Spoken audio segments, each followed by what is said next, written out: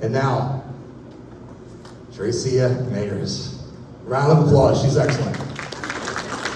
Good evening, everyone. It's wonderful to be back here at Cherry Hill East. As Mr. Z said, we faced a lot of obstacles, like different games, but the parents stayed to the end. And even tonight, parents are meeting me before the session to get questions. So hats off to your dedication. Where are the seniors in the room? Can you just raise your hands? Okay. Well, first, let me say congratulations to you, class of 2024. And also congratulations to all the parents in the room for getting your children here. You've gone through a pandemic, you've gone through a lot, so congratulations to you. So the reason we're here tonight is to figure out how to fill out something called the FAFSA, right? And I'm sure you've had in-laws whose children have gone through it, you know, and you hear the horror stories, or people say, well, someone is so said they got this amount of money, someone else said they got this amount of money, and we're gonna focus on you tonight, okay? We're gonna focus on how you need to complete the FAFSA, and my goal for you tonight is that by the time you finish tonight, that you will have a to-do list of what documents you need to gather, and hopefully you'll start framing tonight the time frame in when you're going to do it. So hats off to the school for doing it so early, because I have, I'm a consultant for East, and I have sessions booked through the middle of November, which might seem early, but it's kind of late. So for your school to be doing this so early in the process, because the FAFSA actually opened on October 1st, okay? So for us to be meeting now on October 12th, that's very good. So I want you to, that's the first bit of information I'm going to give you. October 1st of every year is the first day that you can do your FAFSA, okay? So like how you have April 15th embedded in your brain, now add one more date, October 1st, okay? So tonight what we're gonna do, we're gonna focus on applying for federal aid at the federal level, but also the state level. Many times people focus on the federal government, but we pay taxes here at home too. And there is also monies that might be available for you from the state of New Jersey. So let's get started.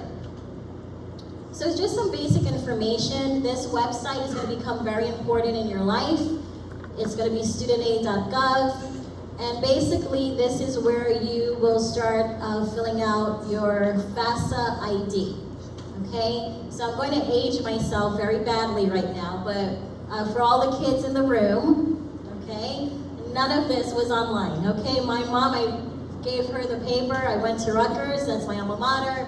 The application was paper. My mom signed it. We put it in an old school mail, and that's how everything was handled. You guys have it very good, okay? So your FAFSA ID is basically your electronic signature, and that, let me make this very clear. Parents, you're going to need your own FAFSA ID, and your child is going to need your own FAFSA, their own FAFSA ID. Parents are going to need one, the child is going to need one, okay?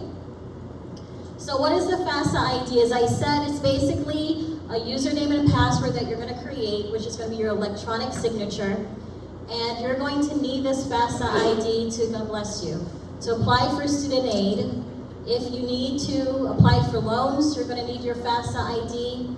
And later down, as Mr. Z said, when they start requesting that money back, you're going to need your FAFSA ID. So basically, it's a very important piece of information that you're going to need as you start this journey. So you should know the question. Parents, do you need a FAFSA ID? Yes, you do, okay? So the student needs one, but the parents need one, because you're going to need to sign your child's FAFSA ID. So I know some parents who say, well, my child is going to be 18, they're legally an adult, why do I need to do this? In financial aid world, you're going to need to give parental information until your child turns 23. So basically every year, as long as your child is in college, until they turn 23, about this time, they're going to come bugging you, saying, Mom and Dad, I need tax return information, I need some specific information from you. And you say, well, you're 21 now, don't you still need it? Yes, you still need it. You're 22 now, you still need it? Yes, you need it. Until they're 23, until they're done, or they're done with their college experience. So basically with the FAFSA ID, it's linked to your social security number. So that's why the parents need one, and that's why the child needs one. So parents, when you complete your FAFSA ID, they're going to be requesting your social security number, and it's going to go to the Social Security Administration, who's going to confirm that you are who you say you are, because remember, all of this is through the federal government. So we're going to walk through how to create it. So the wonderful thing about this presentation is you're literally going to see what you're going to be looking at when you log into the FAFSA tomorrow, if you so choose, or tonight. So we're going to literally go state page by page what you're going to see when you log into your FAFSA. So when we go to studentaid.gov, you're going to come to this particular page, and you're going to create an account. As I shared a little while ago, you're going to need to provide your social security number, your date of birth, your name, basic information. What I will say to parents, if your student is going to do this on their own, please make sure they know their social security number or have their card accessible. I can't begin to tell you, I've worked at community college and four-year colleges, how many students think they know it and didn't really add up that well. It's impossible to fix, but it's a lot of work. You have to mail in your driver's license or birth certificate. It's just our social security number. So please make sure when you're doing this logistical part of it, that the numbers are absolutely correct. And also the name is correct. Some students have gone by junior their whole life, but they're not really a junior. It's just a nickname that was given to them. So you want to make sure that the name that you're putting in here is the name that matches on their social security card. As of right now, if you do not have a social security number, you cannot apply for federal funds. You might be eligible for funds from the state of New Jersey, but not from the federal government. And we are going to discuss that a little later. So basically, once you put in the social security number, you're going to create your username and password. Old school recommendation, I know everything is in the cloud, everything is in our phones, but there's something about having something written down on a piece of paper and put away safely. So God forbid the phone breaks, something breaks down, the Wi-Fi goes out, and you're like, oh my goodness, I don't know anything. It doesn't hurt to actually write this information down. So for your FAFSA ID, parents, you should jot down your username and password, and also the student should do so. Your contact information you're going to provide, your phone number, God bless you, and you're going to get to choose how you prefer your communications to come to you. So you can go either email or you can choose the postal mail. And you can opt in to receive text messages and so on.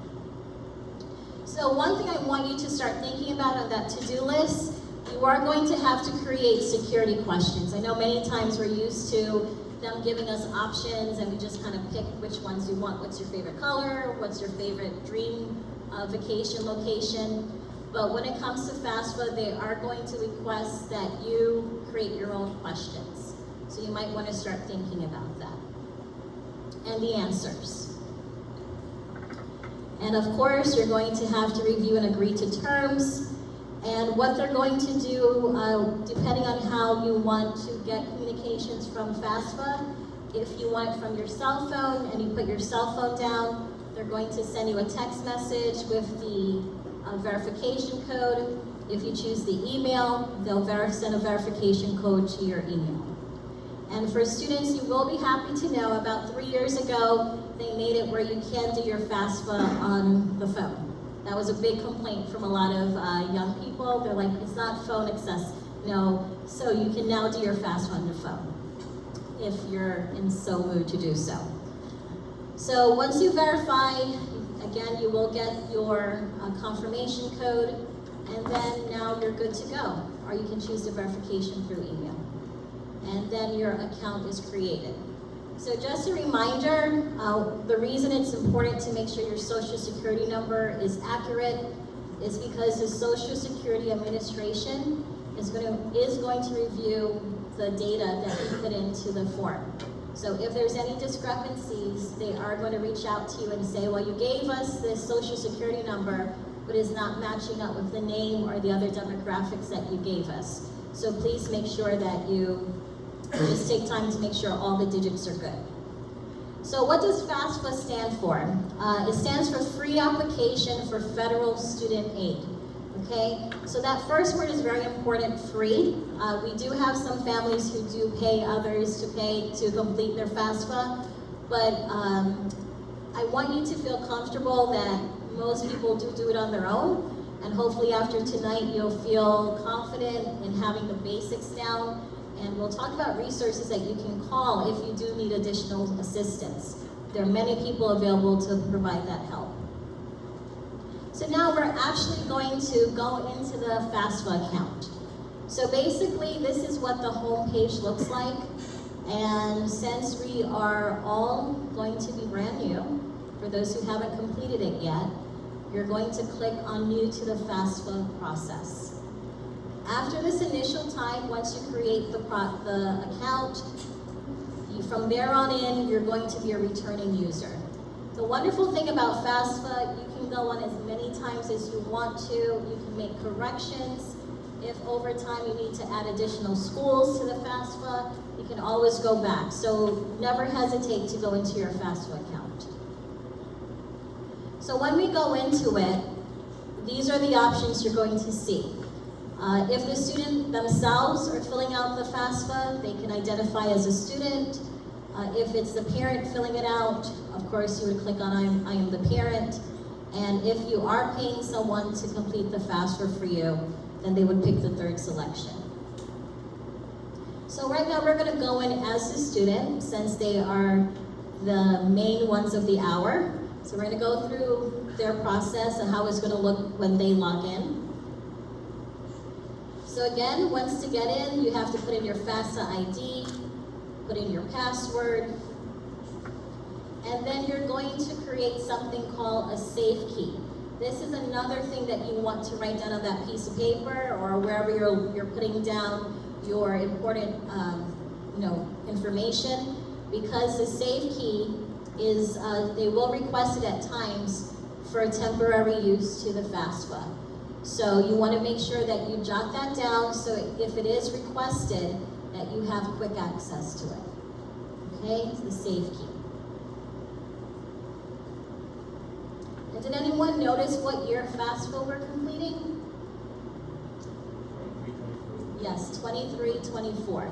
Okay, so the reason I'm bringing that to your attention is because that's something I've also seen over the years, is that sometimes families fill out the FAFSA like for right now. Okay, so let's just walk through our school year. Right now we're in fall 2022, and then the students are going to be the class of 2023, but then they have the summer, so they don't start, most of them, there are some exceptions, to fall 2023. And then they're going to start fall 2023, and then their spring semester will be in fall 2024. Do you follow me? Okay? So when you're doing your FAFSA, you're always doing it a year in advance. Let me just focus on the exceptions for a while. I just went to a high school last week, and some of their students are graduating, actually in December, they're done.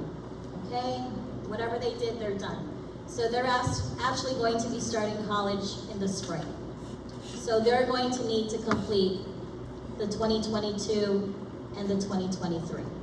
Or say, for instance, your child might be deciding to go to college. They graduate in June, and some students start college that summer.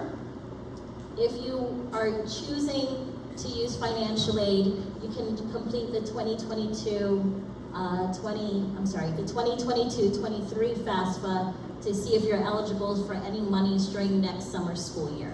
But for fall, those who are starting in the fall, you're focusing on the 2023-2024. So when you are going into FAFSA, please make sure you're filling out the right one. Okay, any questions? Did I confuse anyone? Okay. And here, You will have the options. So sometimes I have seen families complete the incorrect one, so that's why I'm just bringing this to your attention. Okay, so once you log into FAFSA, you will see that some of the questions are pre-populated and the answers have been filled in based on what you filled in with your FAFSA ID. So your email address will be there. And just an aside to students, please make sure this is an email address that you want people to actually see and correspond to. So it's one thing for your email with your friends, but as you're going, this email that you're going to give to the admissions counselors and scholarship individuals, make sure it's a good representation of who you are, okay? So, and make sure it's an email that you're going to use after you graduate from high school. Because sometimes I have people say, well, no one's corresponding to me, and then when we look back, they're not using that email anymore. So if you do change emails, make sure you go back into FAFSA and update it so that you're getting all the information that you need. So your address will be there, and then they're going to inquire of your citizenship status. Okay. So, as I shared a few moments ago, as of right now, if you are not presently legal, or have a Social Security eligible, if you're a non-eligible non-citizen, or if you don't have a Social Security number, you are not eligible for federal funds. However, if you're a United States citizen, or if you're an eligible non-citizen, you may be eligible for some funds from the federal government. With that being said, there's a lot that's been going on recently with asylum, refugee status for people having to leave their countries because of what's going on in different parts of the world. So what I would say to you, if you are in some gray areas and you're not sure, please feel free to speak to your guidance counselors. Also, you can always reach out to the schools themselves, the colleges themselves, or to FAFSA if you're unsure on where you fall. So for most people, most students, you're going to choose never attended college for this question. What will your college grade level be when you begin in and actually this should be 2023, 2024 when they start college. Sometimes students get very enthusiastic. They have plans to work on their master's degree, their PhD. So they're saying, oh, we're going to be working on our doctorate. They're thinking, big vision, long term. But the only thing that you should be picking, you see this question here, what college degree or certificate will you be working on when you start the school? And you're going to be talking 23, 24, is you should either be working on your associate's degree.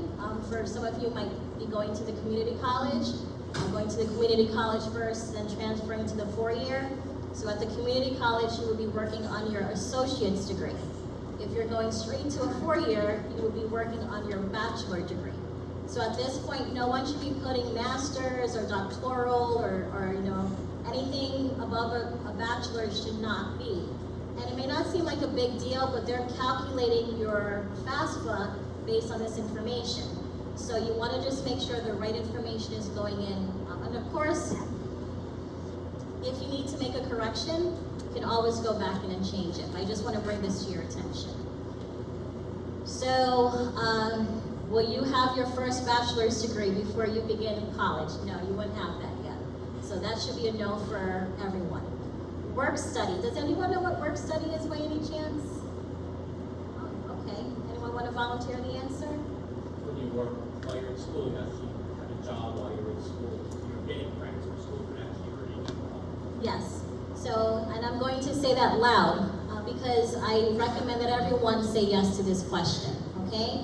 Basically with work study, the colleges have a certain limited amount of jobs from the federal government where the student will actually work on campus and get paid by the federal government for the work that they're doing, okay?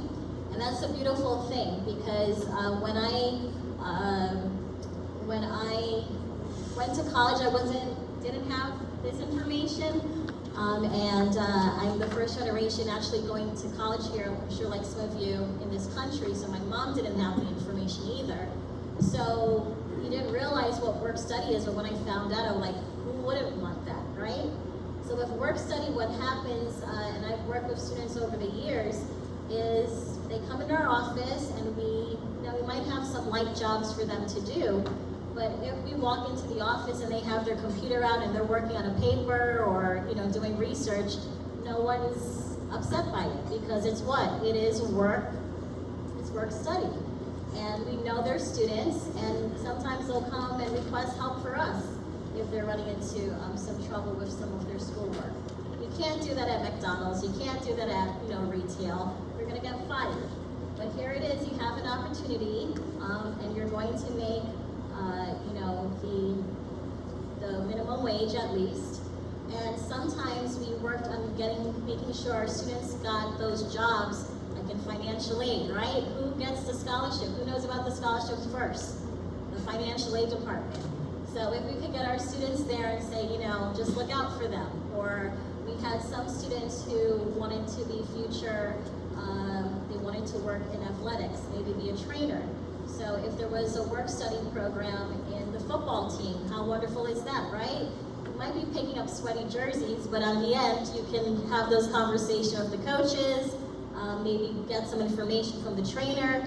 So you can start strategizing on what's available, but guess what? You're not gonna know if you're eligible until you get this done. And this is another reason why you want to get this completed as soon as possible, because those jobs go like that. Okay?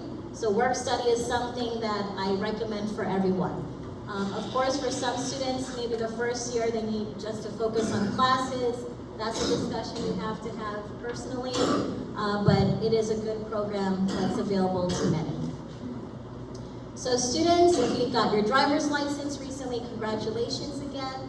You are going to need to provide that information in your FAFSA.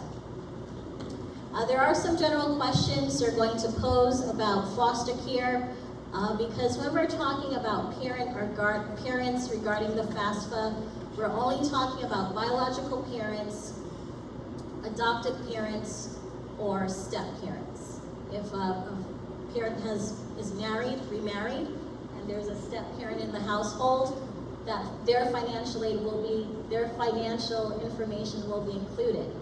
However, if there's any legal guardianship at all, or if the child has been in foster care, they are considered independent. And we'll talk a little more about that in a few minutes. But so there will be questions. If it doesn't apply to you, simply say no. So your high school selection, each school has a FAFSA code. You can get that from your counselor, or you can just manually put in the name of your school, Cherry Hill East, and you will see the information come up with the school, the city, the state, and you just select it and just keep it moving. So here's the big deal. How do the colleges get my information? You actually have to input the colleges that you're going to. Last week when I spoke to one of the counselors, they said the year before someone applied to 40-something schools.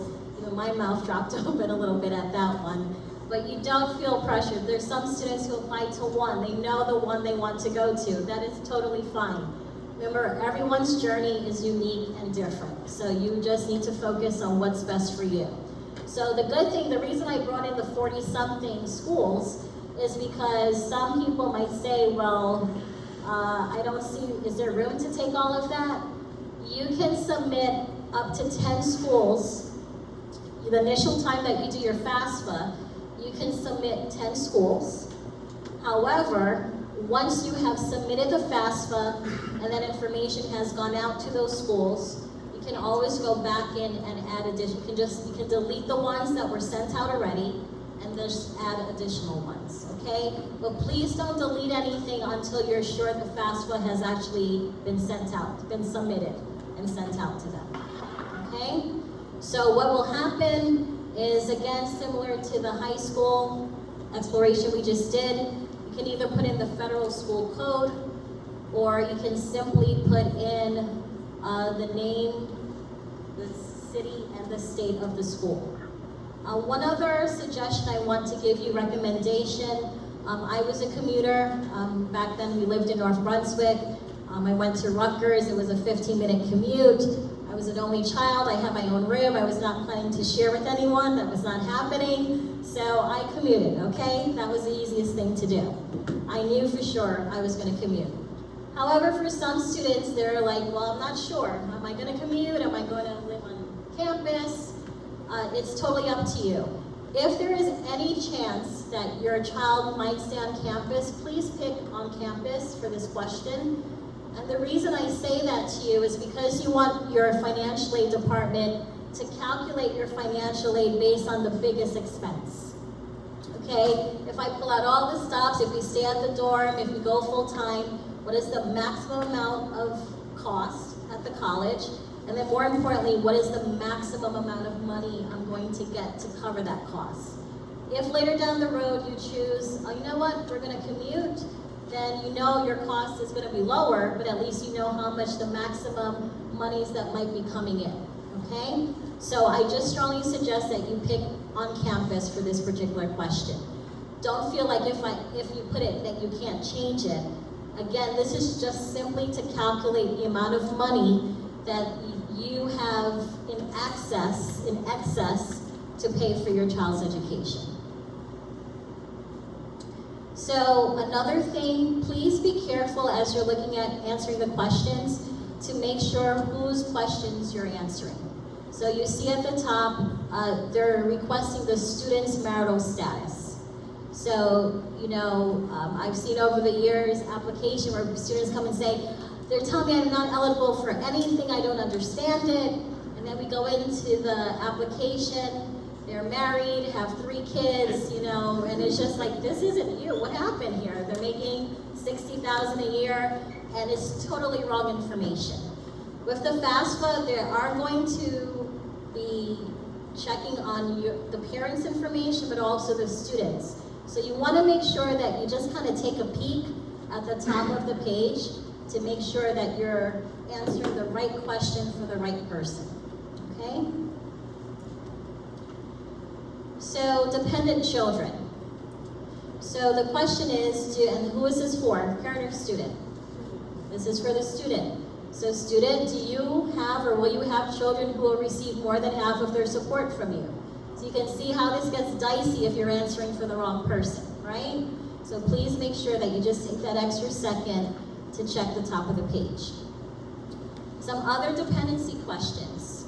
They're going to want to know if you're on active duty, are you a veteran, have your parents died since you were 13 and you were in the foster care or ward of the court.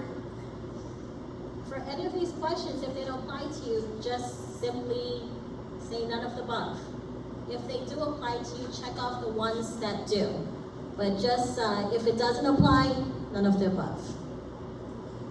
Again, there's a question about homelessness, whether the student was homeless at any point.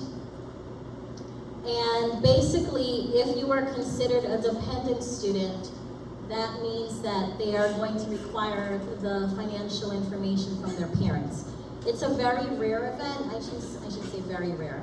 But we have had occasions where students, unfortunately, had to experience some experiences where we know the parents are alive, but there was no way for us to get that information from them. So then counselors and so on, we have to go through some other channels to work with the schools. But the easiest route is if the parents' information is available to provide it. And if you are a student that needs help, please let your counselors know as soon as possible. Over the years, we've had to work with some guidance counselors to get notes from guidance counselors just to let us know the history that the student has experienced. We understand, with human beings, everyone's life experience is different. So if for some reason you are having issues getting parental information, maybe the one person or friends who might have issues, please let them know. Don't give up. Speak to their guidance counselors so that people can start advocating on their behalf. Okay, so parents, we're now up to you, and whose information should I provide? So with FAFSA, If you are married, or even if you're single and you're not married but you're living together, they want the financial information of everyone in the household. If you are separated or divorced, they're going to request the information of the custodial parent, the parent that the child lives with, let's say 51% of the time, right? I have students where I just posed this question last week, like they are literally 50-50 joint custody, right? That is a conversation that you need to have amongst yourself. All I will say to you, in the financial aid world, the less money that one makes, it's usually better for you. So if someone's 50-50 and there's a conversation about which parent's information should be used, I will just give that suggestion. So if you are divorced, but if you've remarried, just a reminder, the step-parent and the biological parent, both of them need to submit their financial information, okay? So again, if you are married or remarried, they're going to want to know the month you were married, the year that you were married. And for the parents, going back to that FAFSA ID, if there are two parents in the household, one will be labeled parent 1, and one will be identified as parent 2. You guys can decide amongst yourself who's who. And each person will provide information in alignment with their personal items. Okay, parent 2. So with New Jersey, if you lived in the state for 365 days, you are a legal resident. If you have not lived in the state for a year yet, you're not considered a legal resident. So if you put in no, they're going to request the year or day that you moved to the state to just see how far you are on that clock. So parents, they're going to want to know your dependents. So this is where you list the other children in your household besides the child that you are applying for. Because remember, we put all their information in at the beginning, so they're well accounted for. But now they need to know, are there any other children or dependents that you are responsible for? And again, because everyone's household is unique, not necessarily does your dependent have to be your child. There's some people raising nephews, raising cousins. They're financially responsible for other people. And then there are also, just like in my family, thankfully my grandmother's still around, she's 87, but she lives with one of her children, right? So she's not their child, she's their mom, but financially they are responsible for her. So she is one of their dependents, okay? So you wanna make sure that you're giving, don't add any extras, but make sure that you're giving an accurate account for who is in your home and who your finances are supporting. More than half of their financial stability is coming from you. So here's the question, number in college. So for those of you who are going to have more than one child in college, this is your time to make sure that you accurately let FAFSA know, saying, hey, all the monies that I'm putting in here, this is going to be needed. I need this assistance to put maybe 2 or 3 people in college. Sometimes we have multiple births, where there are 2 children going at one time, 2 or 3 children going at one time, or you might have an older sibling who might already be in their college experience. So if you have additional children or dependents who are going to college, please make sure that you enter them there. Not including you parents, just your dependents, okay? So parents, for those who file taxes, you are going to be, there's going to be a question about whether or not you did file your taxes and the type of taxes that you filed, okay? I'm just going to say to you, please be very aware of your taxes, especially if you're getting someone to do your taxes for you. Please make sure it's an accurate representation of your home.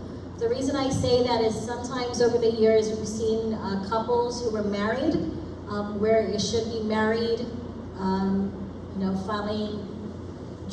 filing separately or filing jointly, and they were married, but they were filing as head of household or single. Okay? If there is a discrepancy between your tax return and what is actually happening, schools will request that you amend your whole tax return and correct it. And sometimes that takes weeks to do. So I've had students in a panic because they couldn't use the tax returns that their parents gave them because it was incorrect. So specifically, I'm speaking to those who are married. Make sure that you are, and you're actively living together, that you are married filing separately, or married filing jointly. And if you are head of household or single, that is an accurate reflection of the home. So the next thing I want to introduce to you is something called the IRS data retrieval tool. This is totally voluntary, but it came about, I would say about at least 5 years ago now, where they brought in the IRS was brought in to assist families as they complete their FAFSA. So when it comes to the IRS retrieval tool, basically what you're doing is giving permission for 2 federal agencies to speak to each other. So you're giving the IRS permission to speak to FAFSA and fill in the parts of your FAFSA that you submitted when you submitted your taxes. Okay? So it's not going to complete all the questions, but there are certain questions that come directly from your tax returns. And if you complete the IRS data retrieval tool, IRS will send that to FAFSA and it will populate it for you.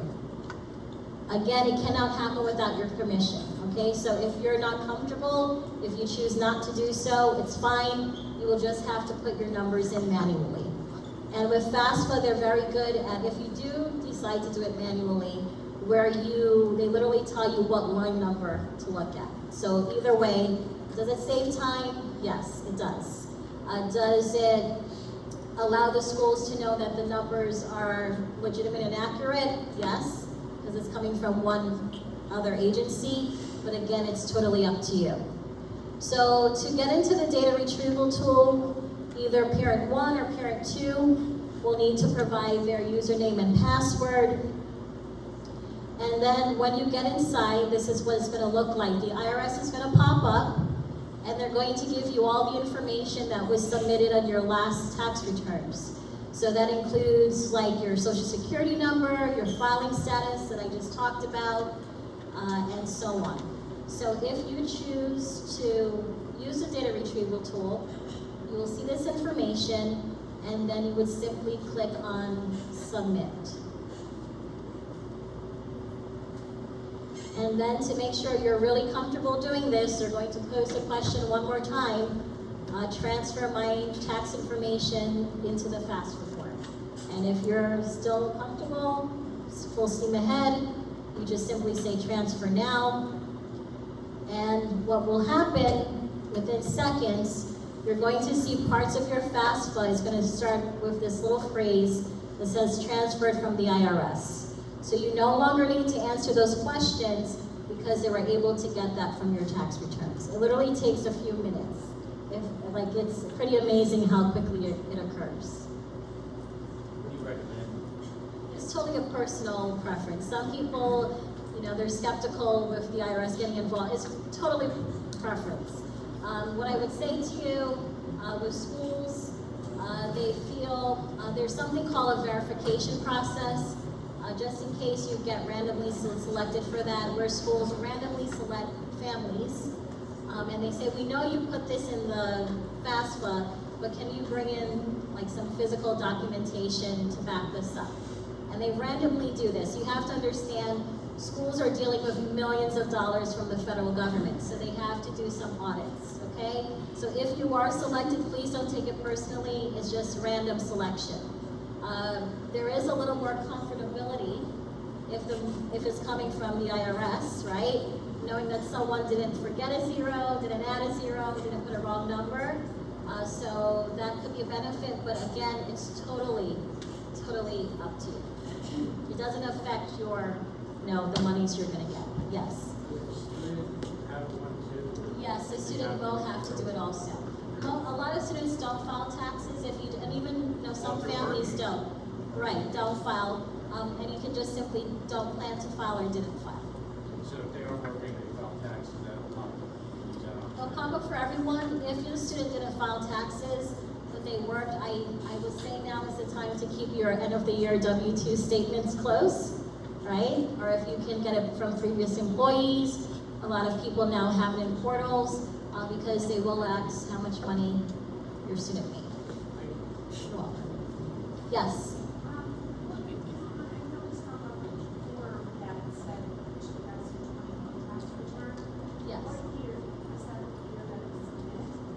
I saw some little incorrections here. I'm going to get back to Hisa about it.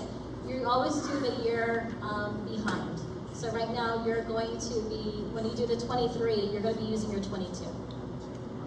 The ones that you just, 21? Yes, I'm sorry, you're going to be doing your 21. No, it's right. Your 21 tax return. Actually, that part is right. I just went through it. No, I was wrong. Your 21 tax returns. Yeah.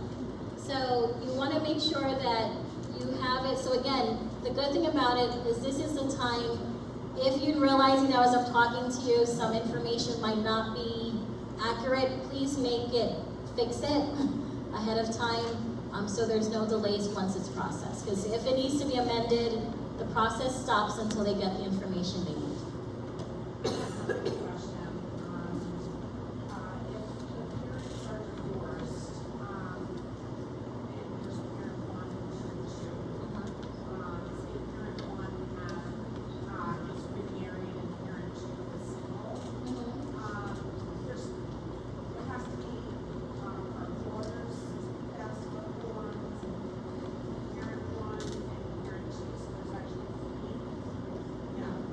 So it's where the child lives. So either they're with the single parent, or if they're with a single parent, there would only be one parent on the FAFSA. If they're with the parent and the step parent, then the step parent and the biological parent would appear. They would be parent one and parent two. Yeah. So it's a reflection of the custodial home. So you don't want to bring in the third parent from a whole other household, which has nothing to do with your finances. You're welcome. I saw, yes.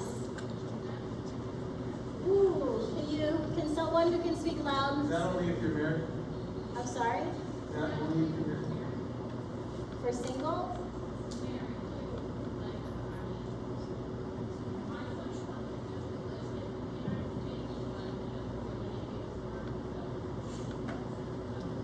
Step-parent doesn't live in the United States? Oh no, so if you're single and you're the only income in that home, then just this. Okay, so.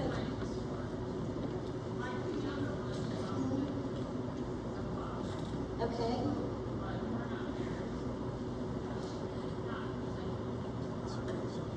But you're together. He's contributing to the household finance? Okay, no, let's talk privately afterwards. Okay, I don't like to, we can talk afterwards. Yes.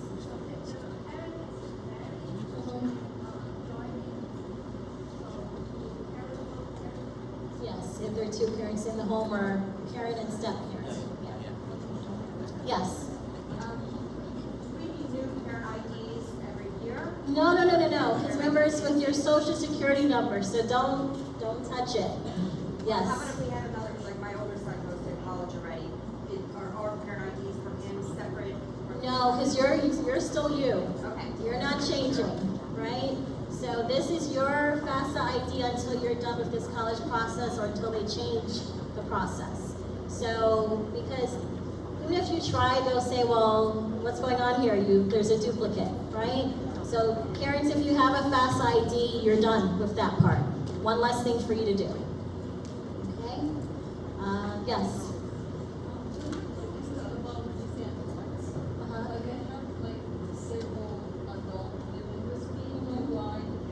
If you are providing providing more than half of their financial support, then they're a dependent. See, I don't know that if they can't live off what they get, and again, using my grandmother, they're paying the mortgage, they're paying for the food, they're paying for whatever.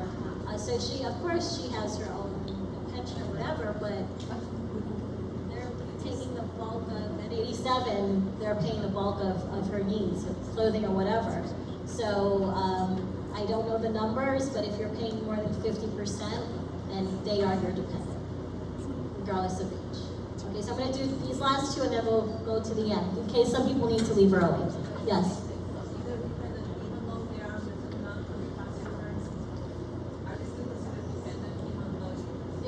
If you're paying, taxes are different than FAFSA. But if you're paying, it even says on the question, are you paying more than 50%? So that's the calculator right there. Okay, great. And I'll be here, so I just want to keep it moving out of respect. Some people are going to work, some people have other responsibilities. So I just want to make sure I finish at least the presentation, and I'll make sure I answer questions at the end. The questions are great. And just for those of you who are keeping track, we're more than halfway through, okay? So we're doing good. Okay, so parents, parent 1 and parent 2, if there is more than one parent in the household, they will be checking to see how much money each of you make to get a total calculation. If there's only one parent in the household, then you only need one income, because there is only one income, right? Okay, so this is something new. It's called a Parent Simplified Path Determination. Every year they kind of look at the FAFSA to say, how do we make this easier for everyone every year? So there's certain questions that they are posing that if you answer, if you are receiving any of these certain benefits, there are less questions that there is going to be asked of you. So one of the questions is, I'll go to, it's like, they're asking about unemployment, compensation. Can you see where it says, as of today, are either of your parents a dislocated worker? Do you see the second question? Okay, so with a dislocated worker, that means that you've lost your job or you've been laid off. Because you know, especially with the pandemic, what happens at your tax return that you did before April 15th might not reflect what's happening a whole year later, okay? Unfortunately, even last year, which was really hard, a family, he lost his wife, so now he's a single dad with 3 kids, right? She was there when the taxes were done. Unfortunately, she wasn't there at that particular moment. So do you think the school should know that? Absolutely. Because no longer is this a calculation. Now there's 4 people, or if it's on the other side where you've had an addition, you had a new baby, right? Or you adopted a child, so now your family has grown. You want to let the schools know, and you should do this, I don't care if it's freshman year, sophomore year, if there's any dramatic changes to your finances where it decreases, please let the schools know as soon as possible, because then they can recalculate based on what's happening versus what happened maybe 6 months ago or a year ago. So please make sure that the schools are up to date. So if, for instance, you fell under this category where you've lost a job, you want to let them know, and they're going to send you a different route to get a better picture. But there's some other questions. They want to know, are you on Medicaid? Are you receiving SSI? Are you receiving SNAP, food stamps? Does your child receive free or reduced school lunch? Are you receiving TANF? Are you receiving supplemental nutrition program for women, infant, and children? So if none of these apply to you, you check none of the above. If any of them apply to you, make sure that you check them off so that they can route you to the right area to see what, if any, additional information is needed. So they may want to know, well, how much SSI are you receiving, okay? How much TANF are you receiving? So they might skip certain questions and just focus on specific details that they need to get a gist of what's happening in your household. So with parents, they are going to want to know, and as I shared with you, if you do choose to go manually and not use the IRS data retrieval tool, as I shared with you, there's a little cheat sheet right here. It tells you IRS Form 1040, line 22, minus Schedule 2. That's literally the hint of where to go. If you don't have a schedule and it's listed, then it doesn't apply to you. If they're asking for information that you don't have, you simply put 0. Please don't add any numbers that don't apply to you. If it's not in your tax return packet, then just put 0. So these questions are for parents that file taxes only. Some questions are going to be about your IRA deductions, excuse me. If you've in the military and you received combat pay, if you received educational credits, again, if it doesn't apply to you, don't stress out about it, just put 0 and go to the next question. For those families who are receiving child support or paying child support, there will be some inquiries about that.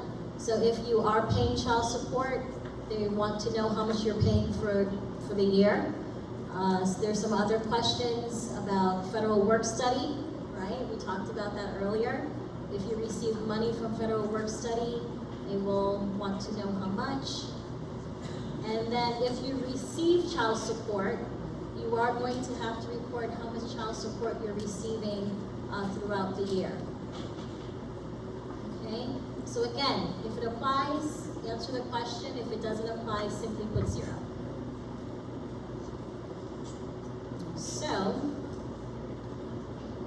there are questions that they're going to be posed to you about how much money is in your bank account, okay? So the question in red says, as of today, does the total amount of your current assets exceed $0? So let me clarify what an asset is and what it is not. Your car is not an asset, okay? The home that you live in is not an asset. Your primary home is not an asset. If you have rental properties, if you have a second home by the shore somewhere, or a vacation home, that's an asset, but not your primary home.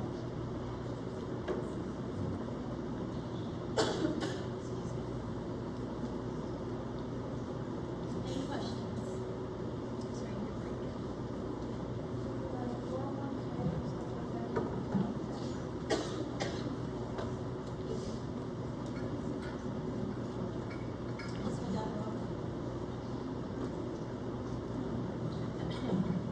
Excuse me. I'm not gonna die. I'm okay. Okay. Go ahead.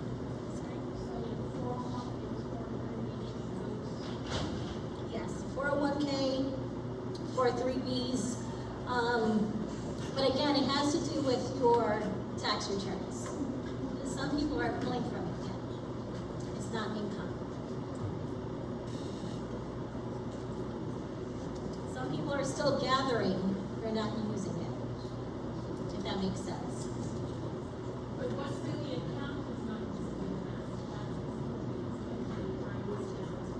Right, well, if you're collecting it, right, if you're not drawing from it, but if you're collecting it, it's income. That's how you're, I'm sorry. The other thing is, as of today, what is the amount of money in your bank account? So, you see, as of when? So as of when you fill out the form, what is in your checking, savings, and checking account? What about your kids' checking? Yes.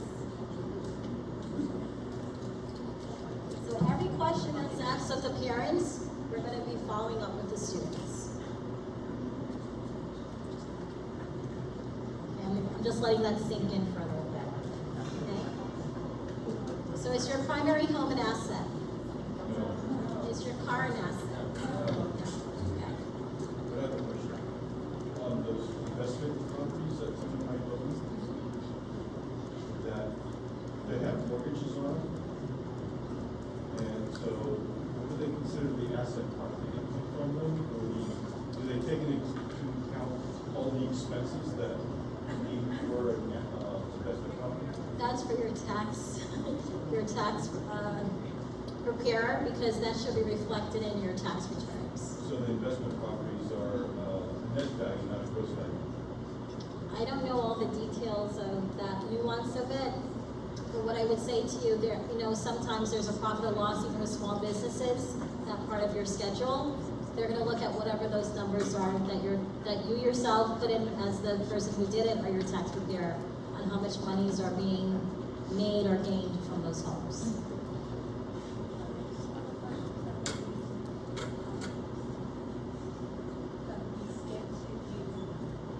I can't guarantee that, but some of these questions will be skipped based on that simplified. But no, if the cash, they still need to know that. Because even if doesn't matter what you're collecting, they still want to know as of today.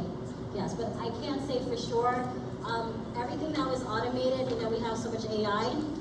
So it can take you here, it can take you there. It's not that's why I said, please don't talk to other people and say, well, Johnny said that they did this and why did everyone's family is different.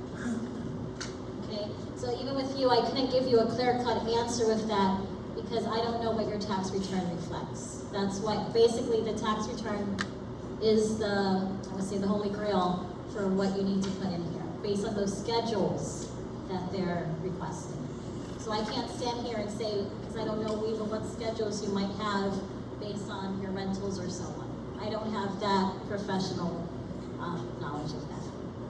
But you do want to look at your schedules if it is reflected with your properties. Okay, so basically, and again, I apologize for that a few moments ago. And thank you so much for the Ricola. Okay, so with the students, we're going to go through this very quickly because it's basically the same thing. The students, if you have filed taxes, you're already completed. If you didn't file taxes, then you just say didn't file, don't plan to file. Okay? And the students will have the chance to do the data retrieval tool.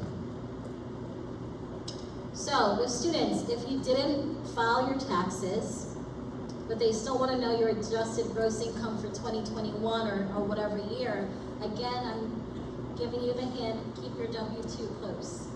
Especially that if you put a job, that last one that kind of calculates everything, so that you may not have done your taxes, but at least you can, state how much money you made. And I realize, like I did, some of you do babysitting and so on.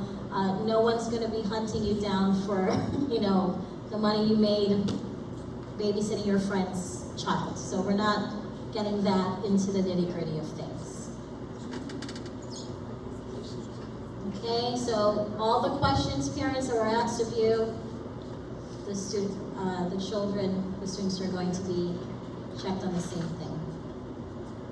Okay, so that's why it's again important to keep looking at the top. Okay, so we are in the home stretch, ladies and gentlemen. Thank you for your patience. So once you've inputted everything, you're going to get this page, which is called the FAFSA summary. And the FAFSA summary basically just gives you a chance to see everything that you put in, and by this time people just want to be done, but please, it's worth the 10-15 minutes to go over it in detail. And remember, do you have to finish the FAFSA in one sitting? No, if you're like, you know what, I've had enough, just save it, log out, and log back in when you're ready to. So if you don't have the mental, whatever, energy to do a thorough recheck of everything, then just pause it, save it, log out, and come back, because you want to make sure everything is good before you submit it. So there are some questions at the end. Please know that you do not have to answer these questions, and it in no way affects your eligibility for aid. So there are questions about gender, and there is a question about, are you transgender? And again, I will please note that you are free to decline to answer, and this does not affect your eligibility. This is brand new this year, so I just wanted to make sure that that's clear. So signature, and how are we gonna sign our FAFSA, ladies and gentlemen? Parents. What are we gonna use to sign? Our what? I should hear a loud noise with this. FAFSA ID, okay? So the parents need to sign and the students need to sign. So the main question is, well, there's a parent one and parent two, who gets to sign? You guys can duke that out. Whoever wants the honor of signing it can sign it. It doesn't matter, okay? Prepare, again, if you paid someone to do it, but most of you will be saying no, that you didn't pay anyone because you did it yourself. So again, parent one, parent two, either parent can sign, it doesn't matter. It's total preference. You'll put in your username and your password to sign. And for those, you can submit without signatures and did like I did a long time ago and print out the page and actually sign it. But why take 2 to 4 weeks for something that you could do in 2 minutes, okay? But again, you still have that choice. Okay, so once you have signed, then you're going to click on submit. Please make sure you submit. And then you're going to get this wonderful sign that says, congratulations, student. And you have completed your FAFSA. So the wonderful thing is you have completed the federal part of the FAFSA. I'm going to quickly show you the state part, which is nothing. If you've gone through this, the other part is like just few questions. So you've done the major part. Just very quickly, I had mentioned at the beginning that if you don't have a social security number, you're not eligible for federal funds. However, you are eligible, you may be eligible for funds from the state of New Jersey. So if you are what this called New Jersey Dreamers, you have gone to school at least 3 years in a New Jersey school, you're going to graduate from a New Jersey school, you can apply.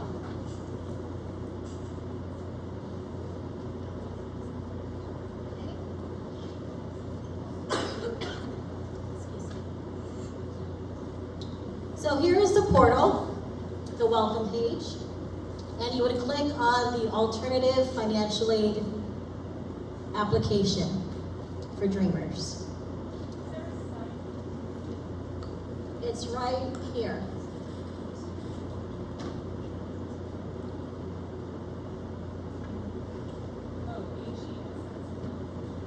Yes. In fact, everyone in this room should create an account here. So HISA.org. Did everyone see the website? Because I'm going to explain that in a little while. So just give me 1 second. This is not just for New Jersey Dreamers, so that's why I want to make sure. But HISA.org is where you're going to go to apply for state monies. So I'm showing you right now where New Jersey Dreamers can apply, but everyone in this room who applied for the federal grants and loans, the FAFSA, should complete the state application. Okay? Did everyone get the website? In case you can't read it, is HESAA.org. So right now I'm focusing on the New Jersey Dreamers, but if you look further up, this is where you can go to get FAFSA completion support, where you can see if you're eligible for New Jersey grants and scholarships, and where you can see if you're eligible for New Jersey loans. Okay? So again, for New Jersey Dreamers, you're going for that particular part of the website, which goes over the eligibility and the application details. So, but for everyone, you want to go to HISA to create an account with their NJ fam. So you're going to have to create another username and password because it's a completely different portal, because we've left the federal government and now we're trying to say, New Jersey, what monies might I be eligible from my local home state? Just to let you know, once your FAFSA is processed, they will be notifying New Jersey that you did your FAFSA. So please start paying attention, especially in your spam, to see if you are getting emails from HISA. Many times it's kind of hanging out in your spam because it's unfamiliar, you might not know. But if you're getting any letters from HISA, any emails from HISA, it's basically them reaching out to you and saying, hey, we found out you did your federal monies. Please complete these additional steps to see if there's any New Jersey money you're eligible for. Why would I do this? Federal monies you can take if your student is going to Hawaii for college, they can. If they're deciding to, maybe there's some schools out of the country that still are American colleges that might accept financial aid. But with New Jersey, if you're going to school even in Temple, in Philadelphia, or you're going to school in New York, you cannot take your New Jersey money there. It's only for New Jersey schools. Okay?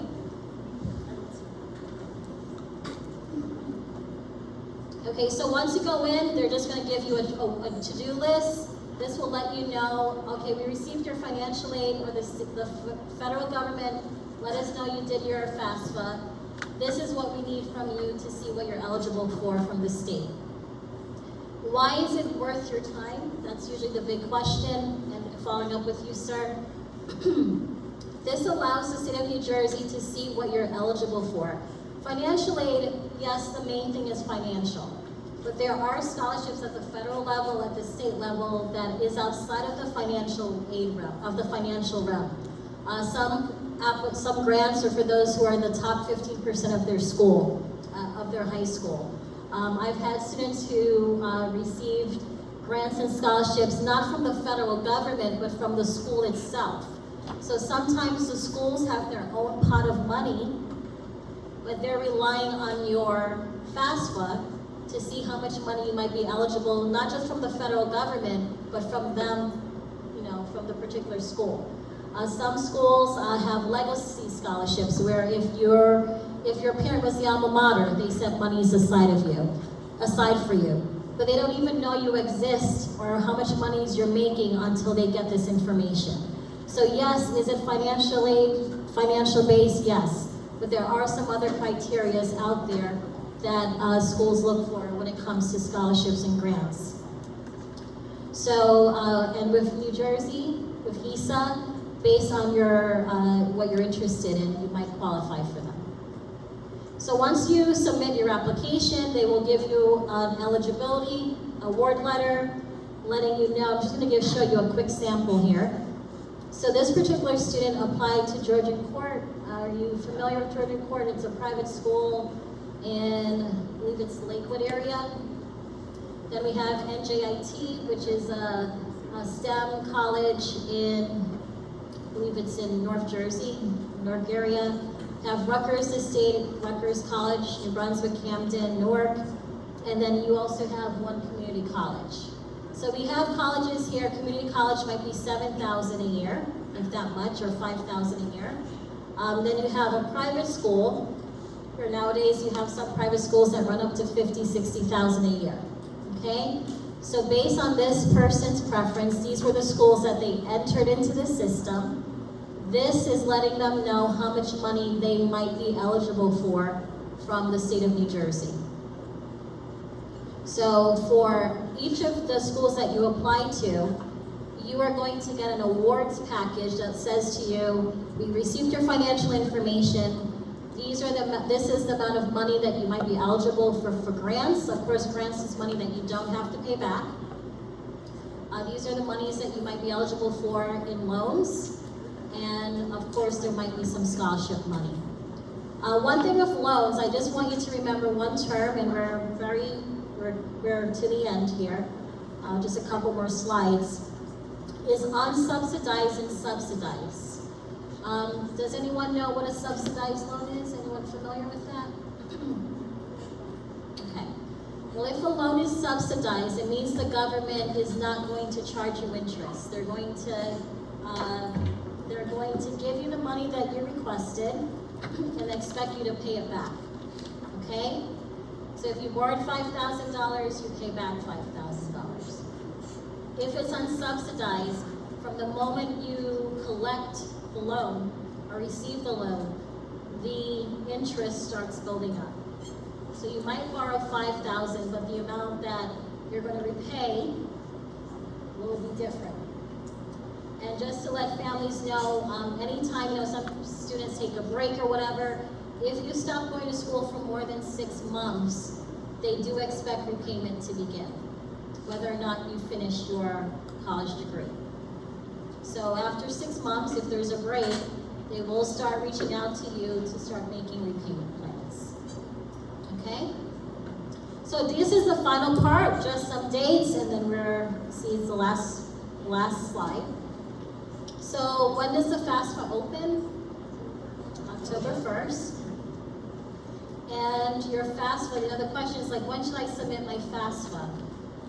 As soon as you can, right? Some places like Rutgers, December 1st is their deadline for some of their special admission. So you want to get your financial information in as soon as possible, because for many families, that's really makes impacts where they're going. Who's going to give them the monies to go wherever they want to go?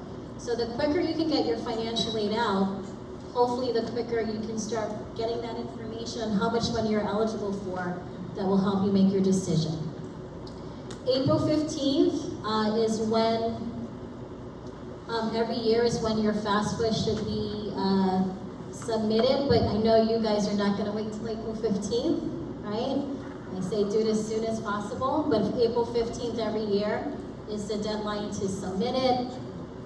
If you only go for the spring semester, it's March 1st.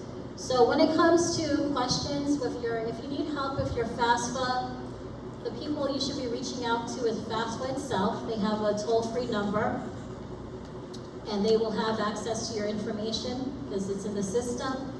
And if you have questions about state monies, you want to contact HISA. And don't be afraid to contact the schools directly. There's no question that, situation that you're involved in that they haven't seen and they want to be of help to you. Okay? So there was one woman I wanted to talk to privately at the end. You can start making your way up. But are there any general questions that that anyone had that I could be of help? Yes. Beautiful question. Military veterans. Most schools have a military or veterans office, and sometimes you have to get documentation from the military so that the school can review what benefits you are eligible for and how much can be transferable to the child. So you want to reach out to them as soon as possible so you can get what you need for school. Okay? Yes.